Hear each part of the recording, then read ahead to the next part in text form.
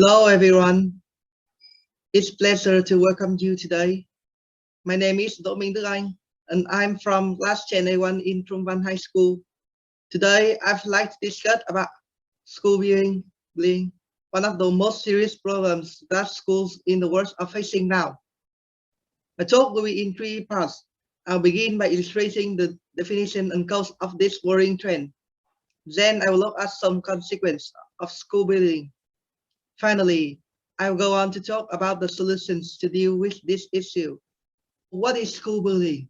School bullying is unwanted negative behavior, verbal, psychological, or physical, conducted by an individual or group against others, which is repeated over time.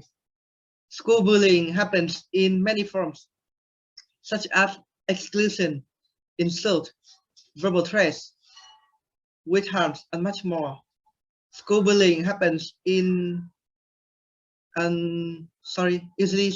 starts with small harmless things, and it becomes worse over time, affecting, threatening, etc. Statistics from Vietnam Ministry of Education and Training shows that in 1 year, there are 1,600 school bullies on average. And according to the UNESCO Institute for Statistics, almost 1/3 of young teens worldwide have recently experienced bullying. That's an alarming number. So how are these things caused? Firstly, it's due to the students. They can't control their anger, and when they have conflict with their friends, the anger flares up and they just want to beat their opponents, no matter who's wrong. Another cause of school bullying is because parents don't take care of their children, but let them do anything they want instead. Finally, it's because students are negatively influenced by violent contents in videos or movies, which are rampant without censorship these days. Now let's move on to consequences of school bullying. For the victims, not only will they suffer physical damage, but also mental damage. They will sustain minor to serious injuries and even death. What's more, they will feel depressed, autistic for a very long time. This will greatly affect their study life and their life in the future. For bullies, they will get very severe punishment because their action is against the law.